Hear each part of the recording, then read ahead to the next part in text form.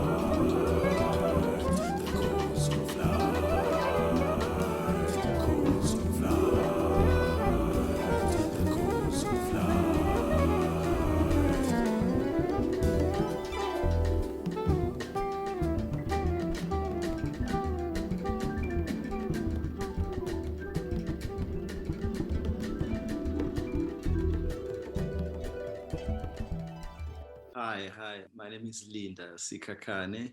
I'm a saxophonist, composer, and cultural worker. Basically, how did this all start out for you? Well, I guess it's just a background. I grew up from a very musical family because music was quite central in like everything that we do in rituals, going to church and stuff, and just being around human beings. That alone just is musical in itself. I was introduced to music theory and music performance when I was in primary school by a teacher called Mrs. V. Rajmani in Durban at Clearwood Boys Primary School. And then from there, there's a community center in Umlazi Township, which is called Siakula Music Center.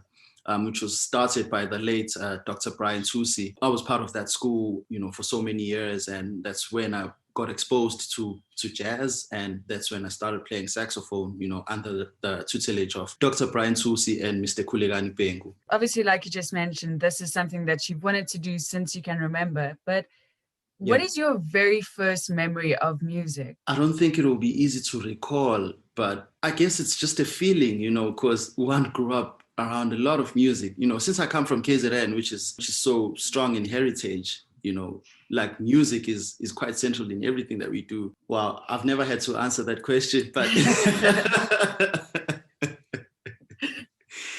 yeah, but I have so many like great memories of music. One that I can speak about is, when I was at Siakula Music Center, I saw this young saxophonist, playing the saxophone, and I really fell in love with the saxophone. And at that time, I did not play the saxophone. He was like one of my inspirations of like really picking up saxophone, and his name is Pilani Biela from Umlazi Township. It sounds like you've had such an interesting childhood. I mean, just to be part of Yeah, all of this and be in a school that teaches you all of this, it must have been yeah. amazing. And I mean, after that, you continued to study music, am I right? Yes, I did. So I went to UKZN in 2010, and I was at UKZN for 3 years. And then from UKZN, I moved up to Joburg.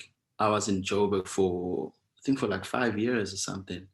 And then after that, I was awarded the Samro Overseas Scholarship in 2016. And then I got accepted to study at the New School in New York.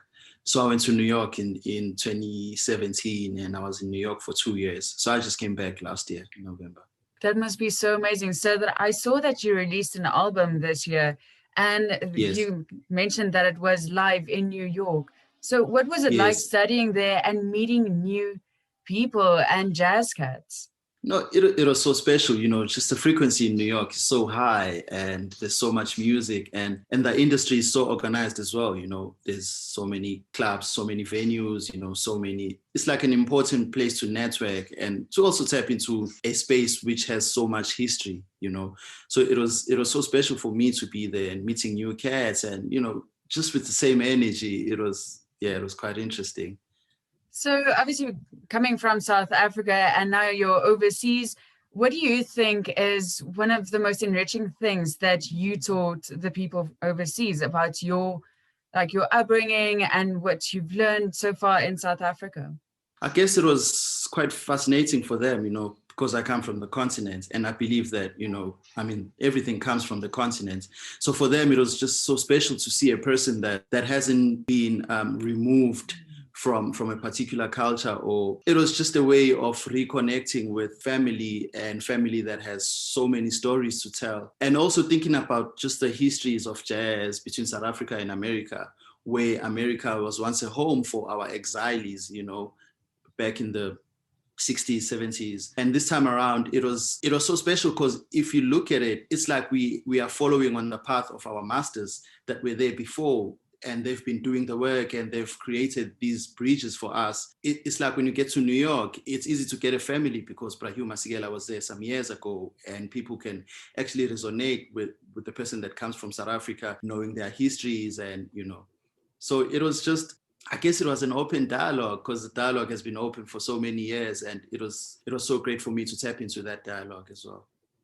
I can only imagine it must have been so wonderful over there. So, if I know this is quite like an unfair question to ask, but if you had to name one person that influenced you the most while you were there, who would you say it was?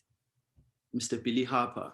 So while you were there, what do you think is the thing that you miss the most about South Africa? It's the food, and I guess it's the space as well, just space to breathe, because New York is New York is New York. There's so much going on, and it's like, as they say, it's a city that never sleeps, and sometimes you try by all means to find that sort of space, where you can just sleep, not in a literal sense, but just get just some peace. And I miss that a lot, because South Africa it's a beautiful country, and there's so much peace in it. The food, my family. And so did you teach them about your culture and the food on that side of the world? Oh yes, I did, because I have a lot of friends and many people that have never been in the continent, and they had so many questions for me as to how, I had to explain the shape of South Africa. I also had to explain that Africa is not a country to some people. Yeah, I shared all that I could, with the people that were interested. And I'm sure that they were so entertained by it, because South Africa is a really interesting place, and we have some of the nicest people and some of the most enriching people and cultures over here. Yeah. So what would you say your church roots, because you mentioned something about the church earlier, so how would you say that also played a role in your career today? Played a huge role, because of the music. The church functions because of the music. Because I was exposed to a lot of churches growing up. I was exposed to the Church of Zion, and I was also exposed to the Ethiopian Church of SA. I was also exposed to Shembe, I was also exposed to the Salvation Army. So I've been to so many churches in such a way that I can actually pick up that, okay, this is their register of music. And I think that influenced me a lot, because I've been exposed to all these musics. Definitely. And it also shows with the music that you have composed. It's so interesting, and there's so many components that you've added to it, which makes it unbelievable. Wow, thank you. So you were quite recently announced as Apple Music's favorite artist of the month. Yes. So how does that? It's an honor, it says quite a lot of things, that, our music can travel as far as it can, and I think that's really special. And I don't think it's really about me, but it's about the music, because it really comes from a deep place, and I think the music is deserving, and I'm quite honored to be a part of that music, which is being recognized. Exactly. So if we go down to the roots of the album, how would you say you've constructed most of the pieces? What was your writing process for this? So for this, it wasn't much about the writing process, but it was about constructing a set. Some compositions are not my own compositions. Like, for instance, the 7th track, Saziwa Nguwe, is a composition by Nduduzo Makatini, who's a very special friend of mine, mentor, and, music partner. And okay, Timelessness is a South African standard by the great master Begum Selegu. So I only composed four or five songs in the recording. And all these songs were actually inspired by my time in the United States. If you look at a song like Codes of Light, it speaks about, just codes of light, like trying to find a way through sonics and, through meditation. So it speaks to so many levels of like finding light. That song actually visited me whilst I was in New York. And, I was just reflecting on the journey and what it means for me to be here. What is my role here as a South African? And, I was so dependent on music, for music to lead my way, because I think the music that one receives and that one executes really reflects, the trueness in you and where you come from. So I guess the whole album is just about that, is how does one fit in an open dialogue, and how do I tell my stories from South Africa, and what is my contribution as a South African in this space, And with this also being said, what would you say is Africa's role in the grander narrative of jazz? Well, in my opinion, I believe that it all comes from Africa. Because if you look at how, jazz was born in America, but, jazz is African music, because jazz was a contribution from Africa, from the diaspora, in America. So I think that if if we were to think about jazz and this music, where it comes from, Africa should be central. There's so much music that can be taught, and there's so much stories to be told. And I think that it's absolutely wonderful that you would having that role in New York and sharing Africa's stories or the jazz components. And you worked with some of the greatest. So, like, if you can choose someone to have a dream collaboration with, who would you choose? Oh. It can be either Whoa. alive or already passed on. You can have two options here or choices. Okay. All right. So my biggest dream in New York was to play with Mr. McCoy Tyner. Unfortunately, he passed on, I think a year or two ago, but I got to see him play.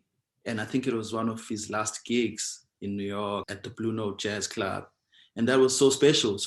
But I have so many interesting people that I still like to work with in New York and just all over the world. And, I've been so fortunate in the past couple of days. I've been connecting with Mr. Franklin Kiemaya, who's a really great drummer who recorded with Mr. Pharoah Sanders back in the day. And he's looking forward to collaborating with me, in his band. And, I'm looking forward to that as well. So that is so amazing. So is this a project that's going to happen quite soon? Well, it has started happening. So what we are currently doing right now is we are overdubbing in like different countries, because he's in Norway and Davis Whitfield is in New York and I'm here in Johannesburg in South Africa. So we've been trying to get it together like through remotely. We've been trying to do some stuff remotely, but we've been talking a lot and trying to think about a way forward when things open up. How does one go about all of this? So you've mentioned the overdubbing, but as an artist, how exactly does that work? Okay, there are so many processes, but with technology has actually made things easy for so many of us. So in this case, if I were to propose a collaboration with you, I would record something in my home studio and send you the files, and you record over that, and we take it to a mixing process, and then it's just one thing. And how long would you say a process like this can take? It really depends. Sometimes it can take like 20 minutes, but sometimes it can take like 3 hours, just depending on, I guess, the mood and the energy of the day. How long do you practice a day? I wish I had an answer for that, because lately one has to deal with so many things, but I try to practice, when I get time, but I don't really get that time lately, but, I try by all means to practice, even when I'm not practicing the horn in a literal sense, but I'm always thinking about it. So I guess my practicing process is just being in that space of thinking about the music all the time. How would you say you prepare yourself to perform? Because there's a lot of energy that goes into this. And how would you say you prepare yourself mentally and physically for a performance? I guess it's always trying to find a center, trying to purify yourself, and, through meditation and through prayer. So there are so many processes, and just like trying to center yourself. I think that's really important. I try to try and find that space within me that can, center myself. With the performance and obviously like your breathing techniques, I know that it's something that becomes a muscle memory for you, but is there a certain way that you prepare yourself physically? Yes, there is. It's through practice as well, because I need to prepare myself songs that are going to be played on that particular concert, and, just organizing myself and also thinking about how am I going to get there, at what time, so how do I prepare myself? I think that's really important. That's a big part of being an artist. How do you organize yourself? Just practicing, making sure that you have everything in place. You've learned the music, you've checked out the changes and everything. If you can perform anywhere in the world, where would you choose to perform, and with whom?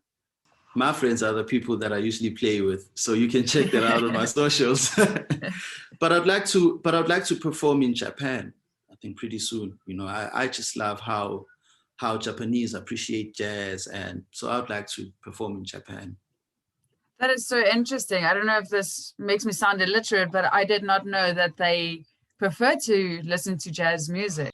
Oh yes, they've been supporting jazz for the longest time. Like if you look at the jazz history in America and how Americans went to Japan often and even recorded in Japan, there are some great albums that were recorded in Japan. Even, the great Keith Jarrett has done quite a lot of work in Japan. So they really appreciate this art form. That is so interesting. I feel like I've learned so much from this conversation about like the people that are in the industry and how to learn from it, as well as the different cultures that really appreciate jazz. I know that this is also kind of like a very roundabout way to ask this, but what do you think is one of the most important things that jazz have taught you? To be true to yourself, to be yourself, to love. Because to play this music, it takes a lot to really get it absorbed in it, because it requires a lot of love, and it requires you to be true to yourself, for you to be able to execute whatever you want to execute. So it has taught me love and honesty. So if you ever left this earth, what is the one thing that you would want to be remembered by? The sound that I've produced, in this planet. I think that's the most important thing for me. Is there any chance of you ever moving back to New York? I guess New York is a home for me. It wouldn't even be a thing of moving back, but it would be a thing of, hey, he's in New York, because I believe that I live in so many places. I live in Joburg, I live in New York, I live in Durban. So yeah, I guess New York is a home that, I'll keep visiting quite often. I just follow the music, so I go wherever the music takes me. Absolutely. So is there ever a chance that while you're still in South Africa that you would want to do any workshops closer to like Joburg? Because you said that you're back in Joburg, right? Yes. So I am in Joburg, and I'm just down to do anything, even to teach and run workshops, play performance, and I've got quite a lot of performances coming up. So people can check out my socials, because I'll be sharing a lot of stuff. Definitely. And we'll also share it along. With all of this being said, if you can choose one other instrument that you can play, what would you choose? It would be the piano, because I love it so much. It's just that I just know the basics, because I play it in my little corner when I'm composing and, trying to understand certain things like harmonic things. But if I were to be given a chance, like to really play the piano and just get some wisdom of just jumping into it, I would really play the piano, because I love it so much. Definitely. So if you can curate your own 3-piece band, so not the one that you're currently working with, but if you can have either people that passed on or people that you're currently working with, if you had to make a 3-piece band, who would you choose? Whoa. It's quite interesting. A 3-piece band. If I were to get big brothers Nduduzo Makatini and Africa Mkhize to play in this sort of setup with myself on saxophone, I think that would be quite interesting to explore. Absolutely. So are you managed by anybody, or have you been signed through anybody? I manage myself, and I also run my independent record label. So this is my second album that I've released under my independent record label, which I call Sikhakhane Music. How did you decide to, rather without signing through anybody, decided to make your own record label? I had music that I wanted to release, and there was a period in South Africa where jazz musicians were releasing independently, and I guess I just jumped into that sort of motion with so many advices from the people that have been in the industry. So it was not a thing of deciding to not sign with the record label, but it was just a matter of releasing music, and I had to release music at that time. Absolutely. So what goes into managing yourself and having your own record label? It's a lot of work, because if you think of just the structure of a record label, a record label has more than 10 employees that are constantly working on one artist. So if you're doing it alone, you need to split yourself into 10 other people. You need to check out them emails. You need to make sure that the sleeve design has been taken care of. You need to think about the music. You need to think about how's the mixing process going. So you need to think about a lot of things. It's quite a lot of work, but it's quite interesting as well, because one would never know what's going to happen in the future. If I were to run a record label, at least I would know things that I should think about in running a record label. And, I think as a community in South Africa, we are doing quite well with just managing these kind of things, as we are moving forward. So it's quite interesting, but it's a lot of work. I can only imagine, because I know that there are quite a few South African artists, such as Casper Nyovest as well. I know that it's a different category, but the fact that he also has his own record label and he decided to do this whole one-man thing. And it seems to work out pretty successfully for you, because you've done so much and you've been to many different places. So it is very possible. And I think that it takes a lot of dedication to manage yourself as well.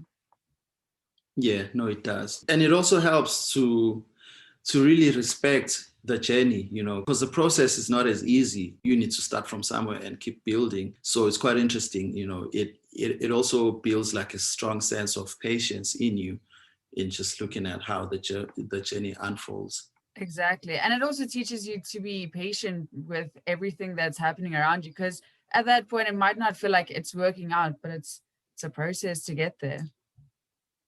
It's a process, yeah. It's so inspiring to see how dedicated you are to improving yourself and still give back to others and inspire others. I think it's very important, It's very important to give back, because we come from a community, and the community has done so much work for us to be where we are right now. And I think it's really important to always think about the others, because this is like constant work where we share. There's a saying in isiZulu, a proverb, which says izandla ziyagezana, which means the other hand helps the other hand in a way. So it's important to always think about the others in everything that you do. Exactly. So how would you think that you've made your ancestors proud? I guess the work is just carried by them. All I need to do is that I need to be in tune, because whatever I'm doing is actually their work, and they're guiding the whole process of the work. Because if you think of my processes in music, I'm not a person that really goes to the piano and decides that, okay, I'm going to write a song. But songs have a way of just visiting me through dreams, and sometimes it's just a thought, it's just the sonic experience that one encounters just out of nowhere. And I truly believe that there's this other world that is constantly sending stuff to us, like sending frequencies for us to really be in tune with what they are trying to show us and prepare us for. I believe in a monosectional world where we are here in this planet, in this layer of existence, but we are coexisting with this other layer, which is the unseen layer. Exactly. And that's an absolutely beautiful way to describe it, because everything that we do, we have to give back. And it's been brought to us by something greater and something better. So obviously you've mentioned quite a few quotes here, but if you can say one thing or have one quote to inspire other musicians and younger musicians to continue with their journey and follow their dreams, what would you tell them? The first thing is to be real, to know where you are going, you need to know where you come from. I think that's really important. And be real and be patient and just be a loving person and just dedicate yourself in what you are doing, and don't be caught up in other things. Just focus, be real, focus. Well, Linda, thank you so much for your kind words and your wisdom that you have shared with us. It's been an absolute honor having you on the show. Thank you for the invite. I truly appreciate it.